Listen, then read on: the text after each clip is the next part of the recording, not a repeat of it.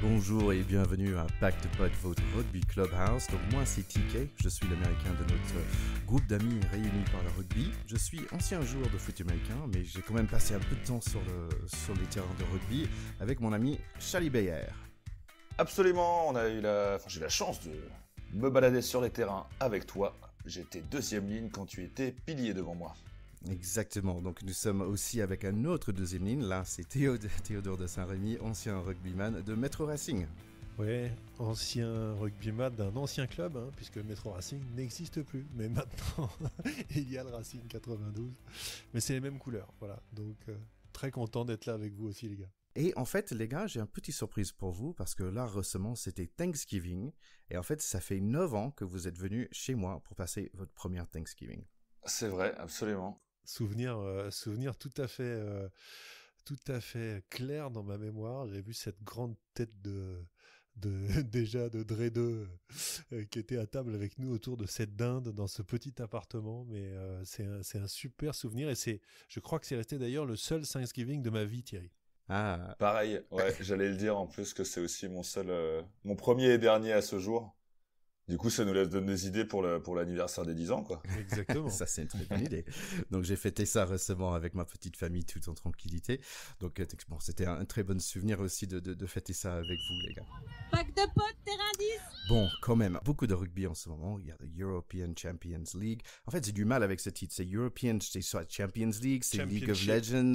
C'est Heineken Cup à la base, non? Avant, c'était le Hash Cup. Ah, ok. Oui, Heineken Cup pour les autres pays et Hash Cup en France parce qu'on dit pas le nom de l'alcool parce que c'est pas bien et c'est pas lié au rugby. Ah oui, ok. Ouais. C'est vrai qu'on boit jamais de bière au rugby. Oui, non. Jamais. Donc là, il y a plein de rugby qui se passent, mais en fait, je voulais, avant de démarrer là, j'aimerais bien juste prendre un petit moment pour revenir sur ce Coupe du Monde, pour dire, tiens, après 6 semaines, quels sont les souvenirs qui nous restent le plus, on va dire? Bah écoute, je vais commencer. Moi, alors, sur la globalité, il y avait quand même, on en avait parlé sur la fin, il y avait l'image du rugby que je trouvais vraiment grandi parce que c'est vrai que c'était vraiment ponctué toute cette Coupe du Monde de super belles images entre joueurs, de respect, il n'y a pas eu de dérapage, il n'y a pas eu de joueurs qui ont foutu le bordel ou que ce soit. C'était vraiment une belle communion. Après, dans ce qui est ressorti, c'est évidemment je pense pas qu'on puisse parler d'avènement encore, mais le Japon évidemment qui est à la fois dans l'accueil, dans son esprit rugby, dans ce qu'il a montré sur le terrain, je pense a marqué les esprits et a clairement, si on parle pas d'avènement, ils ont marqué une étape dans leur histoire du rugby. Il y a aussi, bon, je dis pêle-mêle un peu comme ça, mais ce que je retiendrai, allez, parce que on va pas tout refaire nos 10 podcasts précédents, mais la petite amertume dont je vous avais parlé pendant la finale, où j'étais un peu désolé, j'étais un peu triste que ce soit pas l'équipe la plus joueuse qui gagne. Finalement, je suis 1000 fois consolé, entièrement consolé par tout ce que j'ai vu, des scènes de liesse, par la façon dont cette Coupe du Monde a été reçue par l'Afrique du Sud, qui est un pays qui en avait pas besoin. Enfin, qu'est-ce que c'est une Coupe du Monde par rapport au déroulement d'une nation? Mais en tout cas, c'était toutes ces scènes de l'accueil de l'équipe et de cette Coupe du Monde au retour en Afrique du Sud, ça m'a vraiment, vraiment fait très plaisir. Ouais, je te rejoins, Charlie. C'est vrai que c'est toujours émouvant, mais c'est vrai que c'est encore plus émouvant quand il y a un double enjeu comme un pays dans l'Afrique du Sud qui est à la fois un pays qui a des grands problèmes sociaux et puis une histoire fracturée. Et voir de la communion sur un historique de fracture, c'est une belle histoire supplémentaire. On va dire qu'il y a une couche supplémentaire quand c'est l'Afrique du Sud qui gagne comme ça. Après, d'un point de vue strictement sportif, moi, mon pronostic de départ et ma théorie s'est écroulée en finale malheureusement. J'ai été très très déçu par le match raté des Anglais en finale. Je pense qu'Eddie Jones, fondamentalement, leur coach, s'est trompé en remettant la même équipe de titulaires que celle qui avait battu les Blacks en demi, parce que je pense que tout simplement c'est trop dur de battre en suivant les Australiens, les Blacks et l'Afrique du Sud avec une ossature trop semblable. Donc voilà, moi je retiens quand même ça, je garde une petite tristesse là-dessus parce que je trouve que le titre mondial aux Anglais aurait été un parachèvement magnifique d'histoire sportive, voilà, sur ce qu'ils avaient préparé et ce qu'ils voulaient faire. Mais voilà, après je garde aussi en particulier des images des Fidjiens sur cette Coupe du Monde qui me font complètement rêver. D'ailleurs, on va en reparler après parce que on les revoit sur les terrains chez nous et c'est des magiciens. Donc ils contribuent moi à me faire rêver au sens vraiment propre du terme. Quand je les vois jouer, je me dis mais les mecs marchent sur l'eau, quoi. C'est fabuleux. J'ai des bons souvenirs avec ça. Ouais, je te rejoins parce que la chose qui, pour moi, qui était le plus marquant, c'est de passer, on va dire, 11h30, de prendre un déjeuner un peu tôt pour aller regarder sur mon téléphone Pays Galles Fidji, parce que je trouvais ça excellent et j'ai jamais fait un truc pareil entre midi et 2 de prendre le temps pour regarder un match au boulot. Et je trouvais ça vraiment sympa en fait. Je trouve on va dire les diffusions étaient plutôt pas mal par le site web et en plus l'application, mais vraiment ouais, ça était bien fait. Ouais, je trouvais ça vachement bien. Donc pour moi, c'est la première fois que je regarde un Coupe du Monde de rugby avec autant d'intensité et pas juste l'équipe de France, on va dire. Et c'était un vrai plaisir parce qu'il y avait des jolies histoires un peu partout. Donc ça c'était agréable. Aux États-Unis, on parle assez souvent de l'idée de qui a gagné, who won the championship, qui en sortant à plus la cote. Et pour moi, par exemple, au début, je trouvais le Fafster qui avec son super photo dans ses caleçons, même pas ses caleçons, c'est tidy whitey, son slip. Ouais, son slip.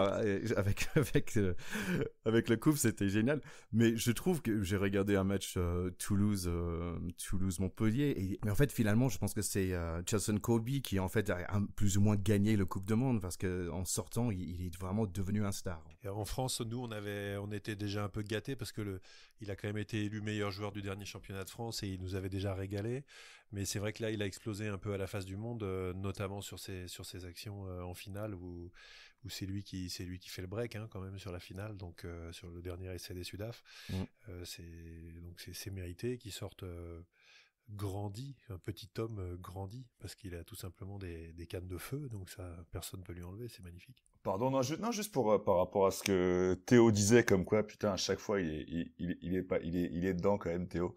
C'est que, je sais pas si t'avais suivi, mais Eddie Jones, il a émis des regrets quant à l'équipe qu'il a alignée, notamment en première ligne, il en a clairement parlé après, quoi.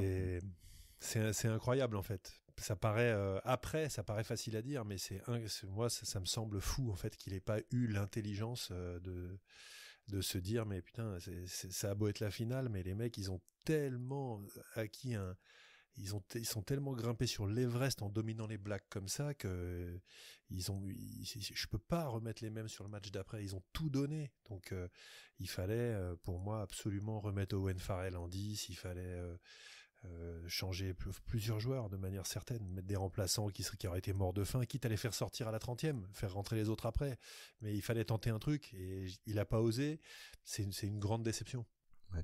Je suis pas sûr si vous avez encore des questions où on n'avait pas eu de réponse. Je donne un exemple pour moi. Par exemple, la question que j'ai en sortant de ce Coupe du Monde, c'est depuis quand les hommes portent des espèces de soutien-gorge là. Je suis pas sûr si vous avez vu. Ils ont le haut qui fait vraiment un soutien-gorge de femme de sportive. Et c'est quoi ça? C'est les trucs de c'est GPS. Des espèces de brassières. Je pense on appelle ça des brassières quand on a des femmes et des filles qui font de la danse, ce qui est mon cas. Ça s'appelle des brassières. Alors, je pense qu'ils mettent ça maintenant, notamment parce qu'ils ont des balises GPS dedans. Et c'est la manière qu'ils ont de les faire tenir sur le corps sans que ça gêne, sans que ça se balade, etc. Et ensuite, les équipes qui débriefent les matchs, avant même de parler de la qualité technique, ils ont toutes les calories dépensées et les kilomètres parcourus par tous les joueurs. Donc à mon époque héroïque à moi, quand tu arrivais à te planquer un peu, grosso modo le coach savait pas que tu avais fait les bordures, quoi. Là les mecs ils sont démasqués direct. Donc je sais pas si c'est affiché dans le vestiaire, mais grosso modo ça sert à ça. Ah ouais. Il y a plus de triche là. Tu sais quand tu fais les bip bip autour du stade et que tu coupes un peu l'intérieur des plots, mais là t'es démasqué direct, c'est fini ça. Ah, c'est fini les vieilles combines à l'ancienne. Je suis content, j'ai posé la question alors. On a tous ces beaux joueurs qui reviennent sur les écrans, surtout avec ce Euro Cup et le Top 14. C'est vraiment agréable les voir. Et en fait, Théo, j'avais une question pour toi parce que moi j'aime bien le basket, NBA et tout ça. Et j'ai écouté quelqu'un qui parlait de l'équipe USA de basket entre 2008 et 2012, où il y avait vraiment des très très grands joueurs aujourd'hui qui sont vraiment des très très grands joueurs, mais qui étaient un peu jeunes à l'époque. Donc LeBron James, James Harden, Russell Westbrook, Kevin Durant, qui étaient sur ces équipes-là. Et en fait, l'effet d'aller gagner des Jeux Olympiques et ce genre de choses, ça a donné une certaine confiance dans ces joueurs. Donc je me demande, est-ce que nous allons voir, on va dire, une certaine confiance, pas forcément des joueurs français, mais peut-être des joueurs anglais, parce que quand même ils sont allés dans le final, et ou des joueurs sud-africains. Est-ce qu'on va voir un montée de niveau pour ces joueurs-là avec un nouveau prise de confiance? Ouais, c'est un peu difficile à dire. En tout cas, c'est vrai que l'équipe... D'ailleurs, je te fais un petit clin d'œil sur le basket. Tu es un peu notre Georges Eddy à nous. Hein. C'est vrai que l'accent américain pour parler de sport, etc., c'est pas toi qui l'as inventé, mais tu es le digne héritier de Georges Eddy. Merci. Qui était d'ailleurs un super basketteur. Il avait fait une fois un truc hallucinant, un tour de terrain où il a mis des paniers de partout. Bref, je ferme la parenthèse. Ce que tu dis là, c'est à quel point une équipe jeune en devenir, composée de grands talents, va acquérir de la confiance en gagnant des titres. Donc je pense que c'est difficile de comparer par rapport à ce que tu disais, dans la mesure où je ne sais pas si l'équipe d'Afrique du Sud qui est championne du monde, elle est si jeune que ça. C'est une équipe qui était quand même assez mélangée, avec quelques joueurs, quelques anciens, etc. Et ils sont déjà sur le toit du monde. Ce que disent les commentateurs américains sur l'équipe dont tu parles, c'est que les Jeux Olympiques, pour les basketteurs américains, c'est un peu une compétition secondaire. Parce qu'en fait, eux, ils ont la reine des compétitions et c'est le trophée NBA oui. qui est le but ultime. Donc, c'est plutôt une équipe qui aurait été gagnée une tournée des Lions britanniques en jeunes, etc., qui serait comparable à ça, plutôt que cette Coupe du Monde qui est déjà en fait le Graal. Et finalement, ceux qui ont construit des choses en tant qu'équipe jeune sur cette Coupe du Monde, je pense que c'est plutôt les Français en réalité, parce que nous, on a pas mal de jeunes joueurs qui seront là dans 4 ans et probablement dans 8 ans, qui ont été chercher des galons, pas de titre, mais de confiance en eux. Donc je pense que c'est plutôt les Français qui nous feront un parcours comme ça. Je crois. D'accord. Bon, on a quand même beaucoup de rugby devant nous, donc notamment dans nos fameux Heineken Cup, qui n'est plus la Heineken Cup, mais the European Rugby Championships Cup. Ouf, c'est un peu lourd à dire quand même. European Professional Club Rugby Champions Cup. Ok. C'est même mieux. Sinon, on s'y retrouve pas. Ils n'ont plus de naming, mais je pense que ça va revenir. Hein. Bientôt, il y aura une marque là-dessus, c'est pas possible. Ouais, c'est trop long. Bon, j'ai fait un peu quand même un peu de recherche. Même si c'est pas la première fois que je regarde ces matchs, c'est un peu la première fois que j'ai mis vraiment la tête dedans pour comprendre un peu l'organisation. Donc, si vous nous écoutez, vous êtes peut-être américain, vous comprenez pas trop le rugby.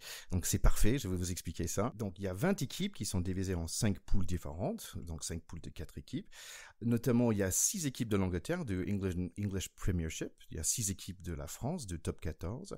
Après, il y a une équipe, on va dire, sur le meilleure équipe d'Irlande, d'Italie, d'Écosse et Pays de Galles, qui là, c'est basé sur le Pro 14. C'est bien ça? Oui, c'est un petit championnat qu'ils ont, qui est un petit peu intermédiaire entre les pays. C'est la Ligue Celte, plus ou moins. Enfin, c'est comme ça que ça s'appelle, je crois. Je sais plus d'ailleurs. Que ça s'appelait en tout cas. Ça s'appelait, voilà. En tout cas, ce qui est sûr, c'est que ça reprend. Ce qui est important, c'est de retenir que ça reprend les meilleures équipes irlandaises, galloises et écossaises, et plus une équipe italienne. Voilà. D'accord. Donc, globalement, si je regarde les 10 dernières années, on voit que les Saracens, ils ont gagné on va dire 3 sur les 4 dernières championships. Après, avant ça, il y avait Toulouse et Leinster aussi, qui sont des champions récentes. J'ai noté quand même que les Anglais, ils gagnent plus souvent ce championnat que les Français. Donc, c'est 9 à 8, par exemple. Et Irlande juste derrière avec 7. Alors, je dois dire que sur ce thème de la Coupe d'Europe, les Français ont quand même été bien meilleurs en rugby qu'en foot, hein, puisqu'ils ont attendu 40 ans pour gagner une Coupe d'Europe de foot, alors qu'ils ont gagné les premières en rugby dans les années 96, 97, qui sont les premières Coupes d'Europe où c'était Toulouse qui avait gagné. Et maintenant, c'est vrai que les trophées se partagent, mais ça reste relativement équilibré. Toulouse a dû empiler, je sais pas, 4 ou 5 Coupes d'Europe depuis le début de l'histoire. Ouais. Mais c'est vrai que les Britanniques restent un petit peu devant, et quand tu cumules anglais plus irlandais, ils sont nettement plus devant. puisque l'Ulster et le Leinster ont gagné plusieurs fois aussi, les deux équipes irlandaises qui ont été très très fortes, notamment du temps de Paul O'Connell, Brian O'Driscoll, où quand ils avaient ces stars-là, ils étaient quand même très très difficiles à battre. Et si on parlait des différents groupes que nous avons cette année, Charlie, est-ce que tu peux nous parler de groupe 1 et 2? Ouais, bah bien sûr. Bah alors dans la poule 1, bon déjà pour les lister, hein, il y a le Leinster dont on a parlé tout à l'heure. Hein. Il y a Northampton Saints, club anglais, Lyon et le Benetton Rugby, donc un des fameux clubs italiens dont on parlait tout à l'heure. Alors clairement les favoris de cette poule, c'est les quadruples champions d'Europe, nos amis irlandais du Leinster, qui sont en tête de leur poule, hein, comme prévu un peu, comme annoncé, qui se débrouillent bien.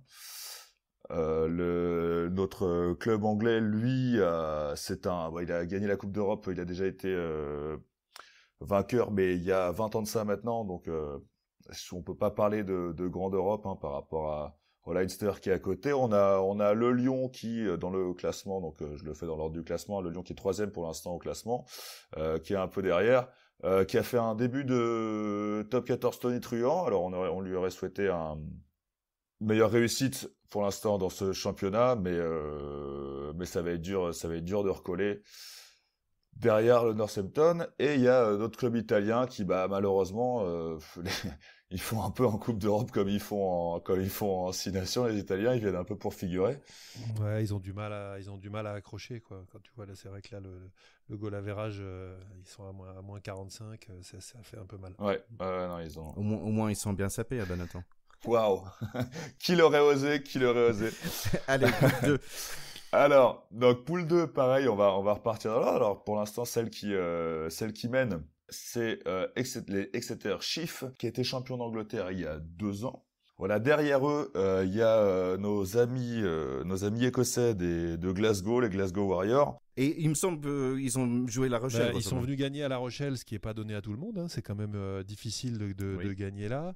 Et surtout qu'ils étaient assez largement menés. Je ne sais pas si tu as vu le match, Charlie, mais La Rochelle avait commencé assez tambour battant avec un Vincent Rattez qui ressemble vraiment à rien physiquement. C'est-à-dire qu'il a pas de gabarit le mec, mais par contre il va à 2000 à l'heure et il est rentré dans les intervalles comme un maboule.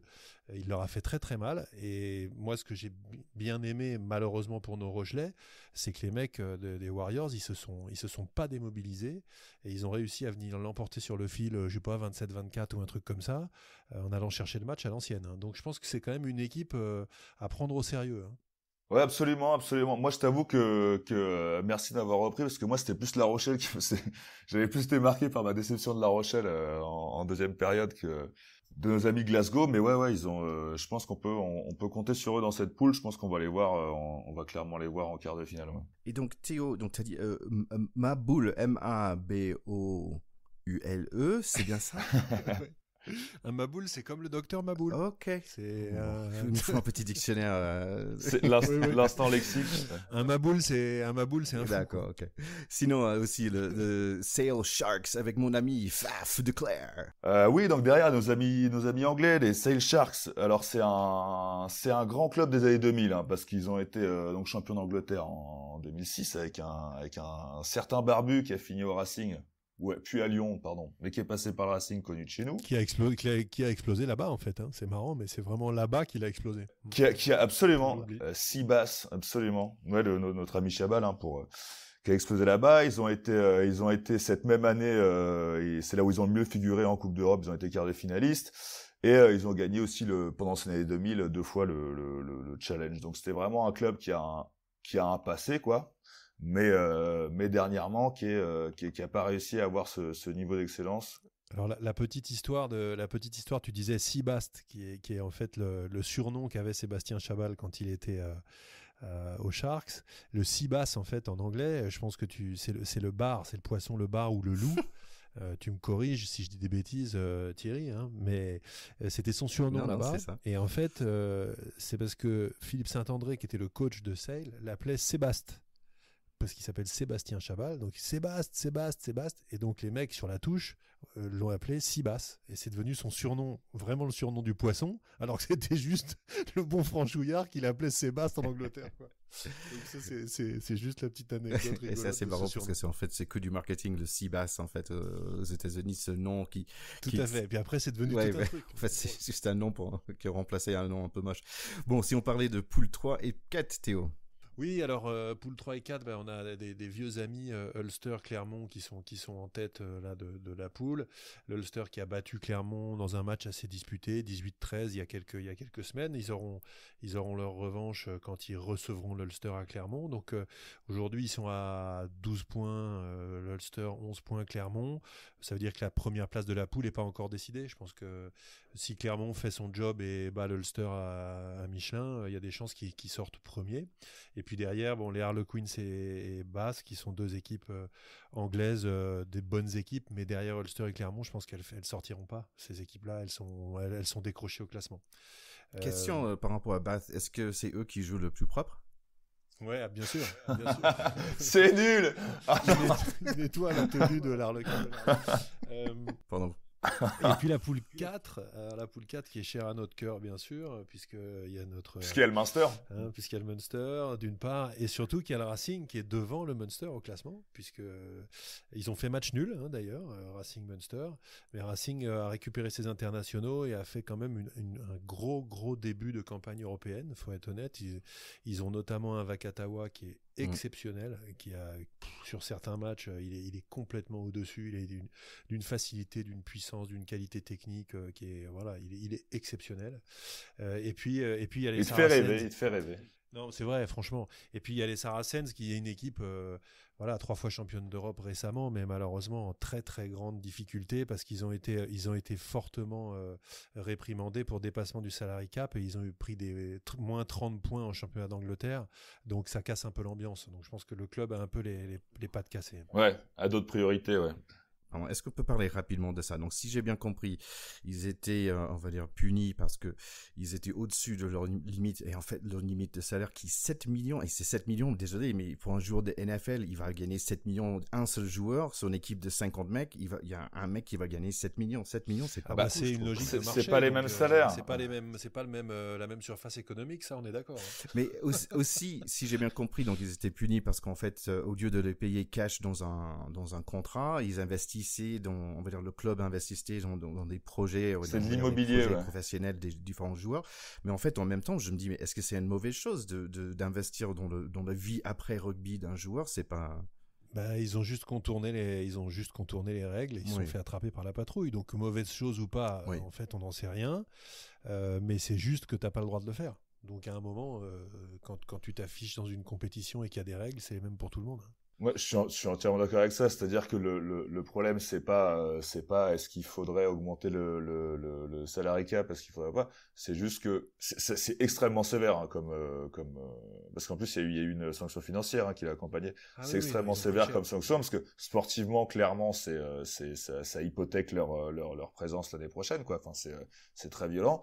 Mais il y a un moment, c'est vrai qu'il y a des règles, tu choisis de pas jouer avec. Enfin, on va pas te faire des amendes pour faire semblant, on va pas te faire des trucs que tu t'en fous de payer, comme parce qu'on peut parler aussi de Montpellier dans ce cas-là, qui s'est aussi un peu fait rattraper par la patrouille, mais que finalement la patrouille elle la laisse jouer. Tant que tu mets pas des vraies sanctions, en fait, les clubs continueront à jouer avec la règle. Et si tu veux que la règle soit appliquée, une sanction pareille, c'est normal, je trouve. Là, c'est radical. Donc, en tout cas, dans cette poule 4, on a clairement Racing et Munster qui sortiront, à mon sens, puisque les Saracens, je pense, ont la tête ailleurs, et les Ospreys sont décrochés puisqu'ils ont gagné aucun match. Ils ont pris 40 points le week-end dernier avec le Racing qui a été gagné là-bas, qui a fait un beau match. C'était un match assez disputé, mais le Racing est bien passé devant. Donc on verra certainement Racing et Munster en quart de finale, et ça reste des super équipes à voir sur ces phases finales, donc c'est sympa. Et bon, Thierry, t'as regardé la poule 5, toi, les matchs franco-français, ça t'intéresse, ça, en Coupe d'Europe? Oui, ça intéresse. Bon, en fait, donc il y a Toulouse qui gagne ils ont gagné les 3 premiers matchs, ils sont devant avec 13 points. Après, il y a 2 équipes, donc difficile à prononcer, Gloucester, par exemple. Gloucester, je trouve ça difficile, en deuxième. Les Anglais disent Gloucester. Ouais, bon, bref. Toulouse-Montpellier, j'ai vu le match récemment sous la pluie. Toulouse a mené, je trouve largement. Montpellier me paraissait un peu perdu, en fait. Mais avec tous les grands joueurs qu'ils ont, Toulouse, c'est pas étonnant non plus. Et après, il y a Connacht, qui sont irlandais, il me semble, qu'ils ont gagné un match. Mais bon, je pense que Toulouse, c'est la seule équipe qui va sortir de ce pool. Connacht, ouais. Connacht. Ouais, Tu vois, c'est pas difficile facile à dire non plus. Chester et Connacht. C'est même pas des mots français, j'arrive pas à les prononcer. Bon, bref. Donc, en résumé, on voit que dans toutes ces équipes-là, il y a des équipes décrochées, comme d'habitude. C'est Trévise, c'est malheureusement La Rochelle parce qu'ils ont perdu contre Glasgow, donc ils sont niqués. C'est Bath, qui était une bonne équipe anglaise, qui a peut-être même été championne d'Europe à un moment, hein, je crois. Peut-être une fois. Bon, ou en tout cas, ils ont fait des phases finales à des moments, mais là, ils sortiront pas. Et c'est les Ospreys et le Connacht. Ensuite, tu as quelques équipes qui peuvent encore espérer, qui sont éventuellement les Harlequins, éventuellement Sale, éventuellement Lyon. Mais grosso modo, aujourd'hui, tous ceux qui sont premiers et deuxièmes de poule, donc Leinster, Northampton, Exeter, Glasgow, Ulster, Clermont, Racing 92, Munster et Toulouse, Gloucester ou Montpellier, ça va sortir. Donc c'est des équipes habituées. Il n'y a pas d'énormes surprises, quoi. J'ai une question pour vous deux qui ont plus d'expérience avec ces équipes, on va dire européens et anglo-saxons là, que moi je connais pas du tout, j'ai pas d'historique en fait par rapport à ces équipes. Par exemple, si je compare au NFL, par exemple, il y a certaines équipes, les Pittsburgh Steelers, ils sont connus pour avoir une défense, les Chicago Bears, ils ont un certain marque de fabrique, on va dire, un marque d'équipe. Est-ce que pour des nouveaux personnes comme moi, est-ce que il y a dans ces équipes qu'on voit, est-ce qu'il y a un certain, on va dire, historique ou un certain personnalité d'équipe pour certaines qui sont intéressants ou qui sont faciles à reconnaître, on va dire un ADN d'une équipe. Historiquement, il y a le Munster qui s'est fait connaître sur la scène européenne avec un côté très irlandais du fighting spirit, si tu veux. Ouais, un jeu d'avant avec Exactement, très rugueux, les très étouffants avec tout ça. Il y avait ça. Les Saracens, ils se sont fait aussi connaître sur leur dernière campagne européenne. C'était cette fameuse histoire du Wolfpack, quoi. Ils se considèrent pareil, ils sont très très guerriers devant. C'est devant qu'ils vont aller le chercher. Et puis à contrario, t'as effectivement du Clermont ou du Toulouse qui historiquement sont les équipes qui envoient du jeu et qui perdent en demi-finale, quoi. J'exagère, mais alors moins Toulouse quand même parce que non, c'est vrai que c'est pas gentil pour nos copains toulousains. C'est pas ouais, on peut pas leur enlever leur palmarès. Mais oui, c'est vrai qu'ils jouent plus, ou le Leinster aussi qui est plus qui est réputé plus joueur. Ouais. Ouais. Mais j'aurais bien aimé que tu nous parles quand même de l'ADN des Cincinnati Bengals. Tu sais que c'est mon équipe chérie. J'aimerais bien que tu nous fasses une petite conférence un peu sur le truc. J'adore. Thierry, quand même. J'adore quand tu dis Cincinnati, ça il me faut fait pas. vraiment bien rigoler. Ils sont non, c'est Cincinnati.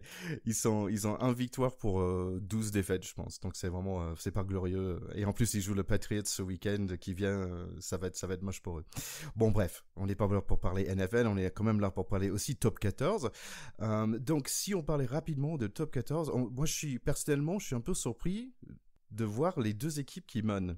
Bah après il y a toujours ce fameux effet Coupe du Monde, quoi. C'est parce qu'il y a aussi une équipe qui est maintenant 10e. Il y a Bayonne qui avait fait un super bon début de saison un peu pour les mêmes raisons. Lyon, Bordeaux qui sont en haut. Clairement ils ont payé un moins lourd tribut en nombre d'internationaux partis chercher le Graal que des équipes comme Clermont, Montpellier, Toulon. Bon, le Racing avait 11 joueurs absents et honnêtement voilà, c'est pas jouable, quoi. Quand t'as tes 11 meilleurs joueurs absents, c'est quand même vraiment très très compliqué. D'ailleurs, ils ont fait quelques bons matchs au retour, mais ça n'a pas suffi. Ils se sont plutôt pour l'instant rattrapés sur la scène européenne. Je pense que cette année, leur planche de salut elle est peut-être là-dessus, parce que comme ils sont 11e, à mon avis, ils vont arriver à se sauver. Mais je pense aller accrocher les 6, ça va quand même être très compliqué pour le Racing cette année. Donc à mon avis, le choix, ça va être d'essayer de tout mettre sur la Coupe d'Europe, je suppose.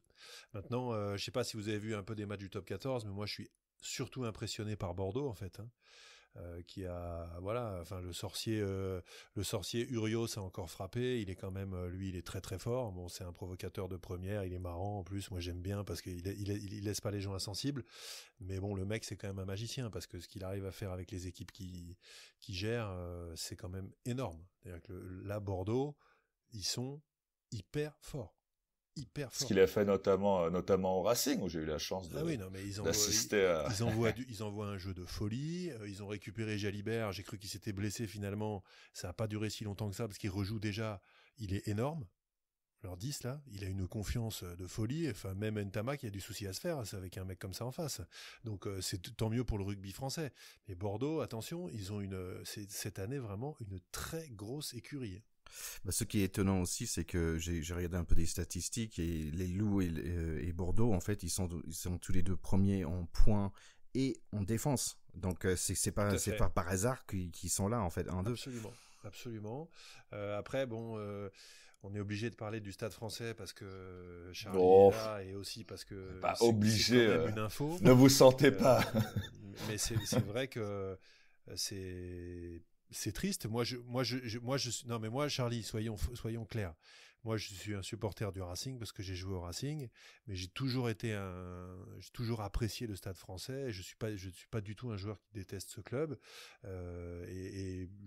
J'adore que le Stade Français joue les premiers rôles et son identité et tout ça. Donc là, les voir en queue de peloton décrocher comme ça, je trouve ça horrible. Et je commence à craindre qu'ils finissent en Pro D2 ce coup-là parce que je les vois quand même vraiment pas bien du tout. Bah écoute, la petite blague que je voulais faire, c'est que parce que c'est vrai que l'Europe et le championnat national, c'est deux choses différentes et souvent les équipes se relancent comme tu mentionnais tout à l'heure le Racing, mais les équipes se relancent sur l'une ou l'autre compétition vu qu'elles sont très différentes. Et je voulais dire en rigolant qu'on a quand même gagné d'1 point en Italie, donc c'est beau. On aurait pu croire à la relance. Non, mais c'était pour la blague. En vrai, évidemment que c'est très dommageable. Après, tu parlais d'identité du club. Je pense que clairement c'est un club qui a les infrastructures, qui a les fonds financiers, qui a vraiment tout ce qu'il faut. Qu'est-ce qui par rapport aux autres clubs lui a manqué? C'est quand même un club qui depuis quelques années a vu pas mal de ses anciens joueurs ou des techniciens qui ont commencé dans ce club aller ailleurs et réussir ailleurs. C'est un club qui a jamais réussi à garder ses anciens, enfin qui a un problème en tout cas dans le fait de garder ses anciens. On fait revenir Thomas Lombard, c'est j'espère dans l'idée de retrouver une identité, d'aller chercher cette identité, mais quand même le Stade Français a eu une belle décennie de même plus, hein, mais de haut de tableau, et on n'a pas réussi à le perpétuer, à miser là-dessus. Il y a eu trop de, là, il y a plein de mecs, bah, justement, on parlait de La Rochelle tout à l'heure, notre petit Plisson qui est parti. Il y a eu plein de mecs qui faisaient vraiment ce club. Ça avait commencé avec Slimani qu'on avait laissé partir, les flancards. Je crois que le président qui a racheté ce club, donc Hans-Peter Wild, il a rien compris, qui est un Suisseau-allemand qui aimait bien le rugby en Allemagne et compagnie. Je pense malheureusement qu'il a effectivement rien pigé. C'est-à-dire qu'il a commencé par traiter ça à la Suisse allemande, à foutre un Sud-Africain autoritariste sur le dispositif en disant lui va me régler ça va être du papier à musique, et en fait ça marche pas comme ça. Et le problème c'est que il a flingué son équipe en 1 an avec Meyer Manette qui est un mec à mon avis qui est un bourrin. Les mecs l'ont alerté. Quand ils l'ont alerté, il les a traités de cons et il les a virés. Et moyennant quoi, il est dernier l'année d'après et il a quand même été obligé de virer son entraîneur. Donc c'est juste que je pense que il a mal géré. Il a très très mal géré cette situation-là. Probablement qu'il n'est pas bien entouré. Et c'est vrai aussi que la fameuse union sacrée des anciens qui à chaque fois tente le coup, se ramène, s'en va, fait la danse du ventre, figure en tribune et puis n'est pas dans les organigrammes et puis ceci et puis cela. À un moment, les mecs, il faut savoir s'ils ont envie de s'investir une bonne fois dans le club ou pas, quoi. Mais c'est vrai qu'il y a un côté girouette avec les anciens qui, au bout d'un moment, là, il y a que Thomas Lombard qui est sorti du bois. Tant mieux. Je trouve que Thomas, en plus, c'est un super bon mec. Est-ce qu'il va avoir les moyens cette année de sortir l'équipe de la zone rouge? Bonne chance à lui, mais c'est pas gagné. Est-ce qu'il est encore temps? C'est pas sûr. Mais c'est vrai, hein, ce que tu dis par rapport à Maillard, c'est dingue. On a appris que c'est pour ça que Paris s'était barré, mais t'as quand même tout ton vestiaire qui te tourne le dos. Ton coach qui est plus suivi et tu préfères te séparer de ton capitaine. Ce que ça veut dire simplement, c'est que les mecs de temps en temps qui n'ont jamais foutu leur cul sur un terrain de rugby et qui prennent des décisions très structurantes dans des clubs de rugby, de temps en temps, il faut juste qu'ils dégonflent la baudruche et qu'ils écoutent les gens qui connaissent le sujet, ce qui est malheureusement pas son cas. Et le docteur, il est docteur, mais il a rien compris et il s'est trompé d'ordonnance. Voilà, Bon, c'est quand même assez étonnant parce que ils sont derniers, mais ils sont le moins de points marqués et le plus de points encaissés. Donc c'est pas par hasard qu'ils sont là. Non, mais là ils sont à la ramasse, ils ont la tête. Oui, la tête oui, bien non, il y a pas de. C'est assez impressionnant. Il y a pas photo. Donc oui, et pour quelqu'un qui a acheté un club, nous dans les NFL, on n'a pas cette idée de relégation, quoi. Quelqu'un va pas acheter une équipe NFL pour $1 milliard. Même les Bengals ne vont pas descendre. Non, il peut pas descendre, ça n'existe pas. Ils seraient toujours là dans la NFL l'année prochaine. Bon, donc quand même, on a parlé des deux meilleures équipes, on a parlé de pire équipe. Désolé pour toi, Charlie. Entre deux, on a entre tes larmes, on a beaucoup d'autres équipes. En fait, c'est assez marrant parce qu'à 24 jusqu'à 21 points, c'est du 3e place ou 10e place, quoi. Donc ouais, c'est très serré. C'est très serré, grosso modo. Allez, on va dire que jusqu'au Racing, qui est à 19, après Castres, 18, pas loin, allez, même quasiment jusqu'au 12e aujourd'hui, mathématiquement, ça peut encore accrocher les 6 places, puisque c'est pas loin, c'est 6 points devant. Maintenant, je pense que Agen et le Stade Français, on sait qu'ils iront pas, et la fin de l'histoire, elle se fera sur un des deux qui sera relégué, et l'autre qui tapera le match de la relégation. Donc pour le Stade Français, c'est pas encore foutu, faut être honnête, mais c'est quand même très mal parti. Oui, non, bien sûr que non, c'est pas foutu. Mais il y a de toute façon, même si cette saison, bon, on va finir cette parenthèse Stade Français, mais de toute façon, si cette saison se termine positivement dans le sens où se termine pas par une relégation, il y a quelque chose de cassé quoi qu'il arrive, cette non-passation, cette non-transmission qui s'est fait, enfin on n'a pas capitalisé sur les belles années de ce club et c'est cassé quoi qu'il arrive. Il faut repartir sur un nouveau truc maintenant, quoi. Bon, je suis pas sûr pour vous, mais moi j'ai passé un bon moment pendant notre Coupe du Monde et j'avais l'impression de bien connaître les équipes aussi. Mais en fait maintenant je tourne vers le top 14 et en fait qui joue pour Brive ou Pau ou Bayonne. En fait je connais pas du tout ces équipes. En fait Castres non plus, Agen non plus, et j'ai un peu de mal. Donc Stade Toulousain, ok, c'est l'équipe de France, c'est bien, mais les autres équipes j'ai un peu de mal. Est-ce que je devrais les suivre, Brive et Brive Pau et Pau, tu vois, qui sont 8e et 9e, c'est des équipes qui perdent très, très rarement à domicile et qui font des coups une fois de temps en temps à l'extérieur. Donc ça reste du beau rugby. Alors c'est vrai que quand c'est sur Canal, c'est pas toujours les matchs les plus beaux. Mais tu vas au stade du Hameau ou au stade Aménée-Domenech, tu vois un match de top 14, tu te régales toujours, hein. Voilà, c'est clair. Donc c'est des belles équipes qui ont des effectifs très complets. Alors il y a un peu plus de Géorgiens qu'ailleurs, quoiqu'à Pau il y a quand même pas mal de Néo-Zélandais, hein. Colin Slade, ils ont un beau recrutement quand même. Pau, ouais, c'est ce que j'allais dire, ça devient un peu une maison de retraite de All Black. Ouais, ils en ont plusieurs. Maintenant, c'est vrai qu'économiquement, c'est des équipes qui sont fragiles, donc elles courent toujours en début de saison pour aller se retrouver en milieu de tableau à mi-parcours et pas galérer en fin de saison et espérer être entre 6 et 9, quoi. Voilà. Mais ça reste des super équipes qui envoient du jeu, hein. D'accord, donc ça vaut la peine. Donc je vais regarder ça. Je vais regarder ça pendant les matchs de Boxing Day. Hein. C'est pas un truc américain, par contre, c'est un truc anglais. Hein, je précise. C'est très anglais. Ouais, je connaissais même pas le concept avant. En 2 semaines, on a pas mal de matchs assez sympas qui vont arriver. On a Metro Racing Montpellier.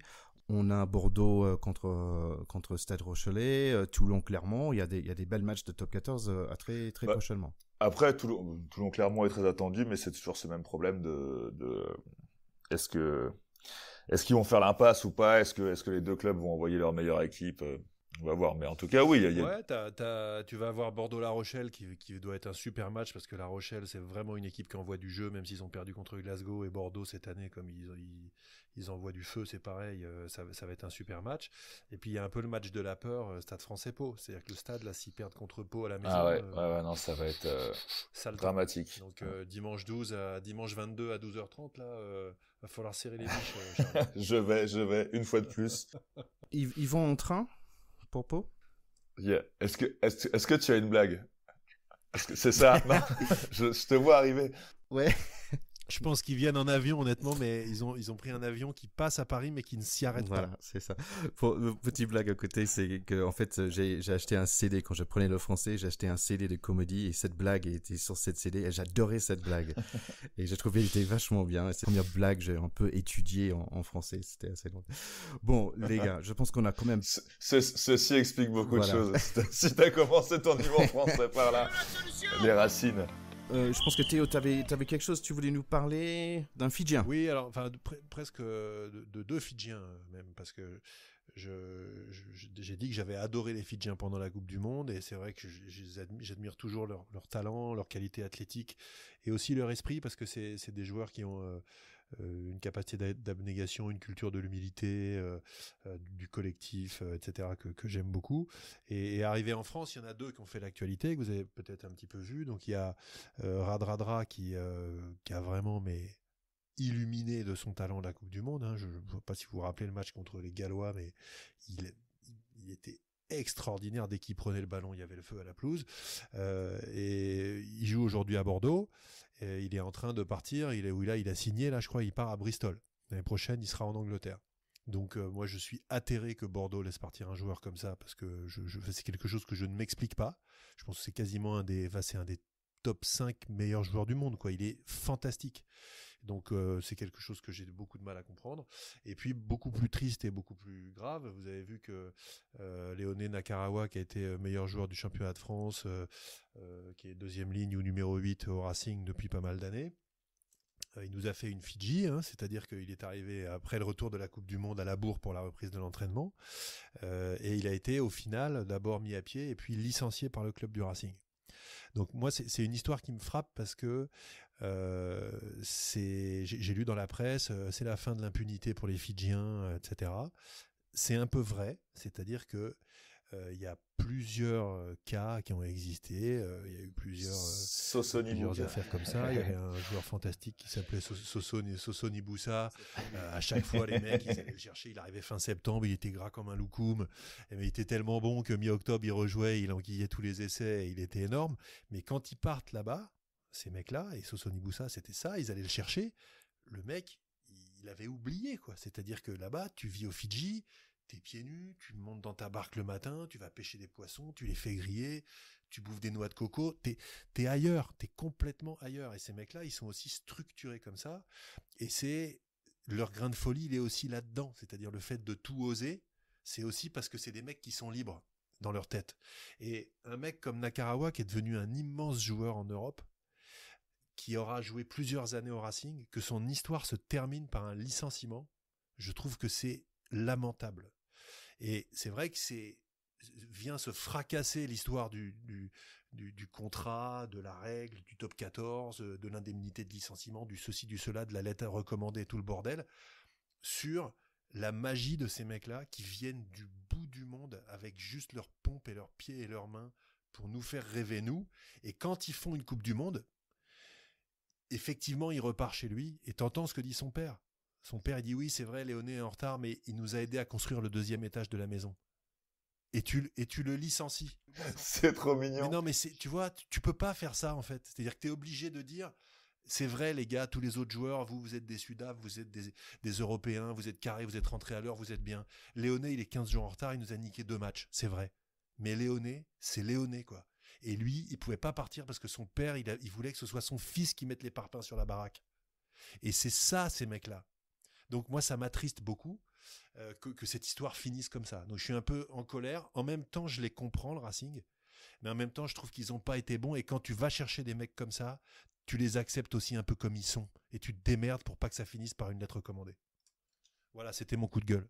C'était un beau coup, ouais. Et ça nous manquait un peu, hein, les coups de gueule de Théo, non? C'était une belle coup de gueule, Théo. Ouais. Et en fait, j'ai eu les poils qui sont dressés. Ouais, c'est vrai. Ça fait 6 semaines que j'ai pas eu. Franchement, ça va. Mais en fait, c'est une question qui m'intéresse. Bon, moi, j'avais fait des études récemment. Je suis retourné à l'université pour faire un master en RH. Et le côté RH dans les équipes de sport, je trouve ça super intéressant parce qu'en fait, c'est un peu des gladiators, c'est des mercenaries dans un sens. Et où est on va dire l'accueil, l'intérêt humain qui s'en occupe des gens, quoi. Je trouve que c'est mercenaire, peut-être c'est pas le bon mot, mais c'est un mot en plus qui est utilisé. Des professionnels libérales. C'est un mot qu'on utilise. Et là, en fait, on fait de Léoné Nakarawa un mercenaire. C'est-à-dire qu'il se fait lourder, il va finir, je sais pas où, je sais plus quelle est l'équipe dans laquelle il a signé. Il va aller en Angleterre. C'est pas à Bristol comme Radradra, mais c'est une autre. Je veux même pas le savoir. En plus, le pire, c'est que il va nous niquer. C'est-à-dire que le Racing, ça va leur coûter cher. Parce qu'ils vont se retrouver en phase finale contre lui un jour et il va planter l'essai de la gagne. Parce qu'il est meilleur et qu'il fallait le garder.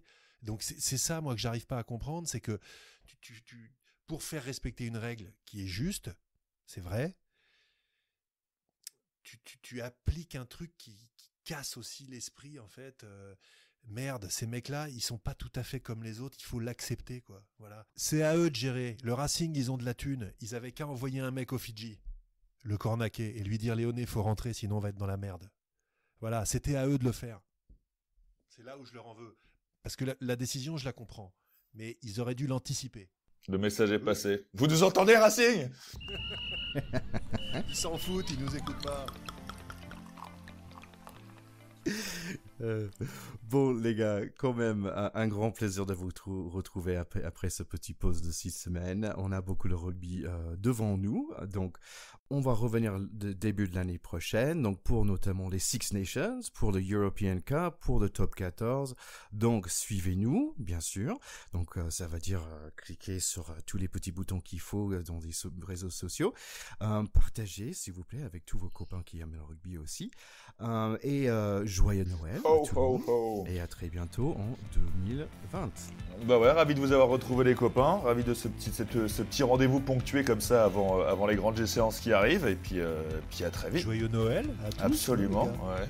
Paix, amour, tout ça. Merry Christmas. Soyez sages, mettez votre chaussure, mettez à Doc Martens en bas du sapin. Doc Martens coquet. Et nous, on mettra nos petits pantoufles. Allez les gars, merci beaucoup, à bientôt. Bon, allez, on se voit en 2020. Ciao, ciao. Allez, salut, bye bye.